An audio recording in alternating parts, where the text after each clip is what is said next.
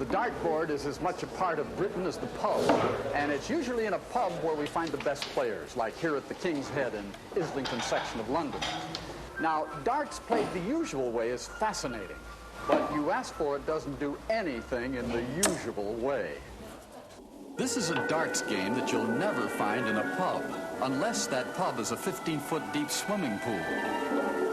This game came about when Brian and Ian were wondering how they could find time for their two favorite pastimes, darts and scuba diving.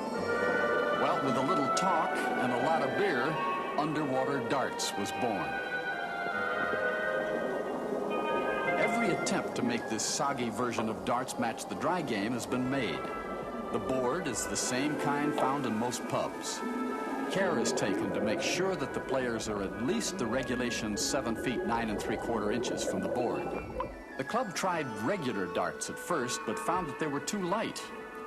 What they use today are custom-made stainless steel darts that weigh a half-pound each. Compared to the typical game that takes 10 to 15 minutes, an underwater match can last an hour or longer. And if that sounds like an awfully long time, and darts isn't really your game, come and see what's going on the other side of the pool. This is a real game of pool in a pool. More accurately, this is a soggy version of snooker played by Mr. Printer here and Mr. Parker in the red.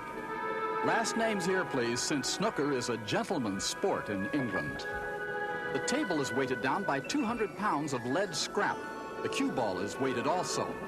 You'll see some weird shots, though, because the other balls tend to float. The rules of this game are the same as for regular snooker, with only one difference. In normal pool, if you take your feet off the ground, it counts as a foul.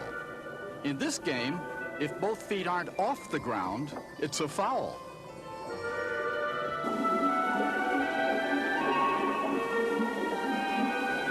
Look at that! A bullseye!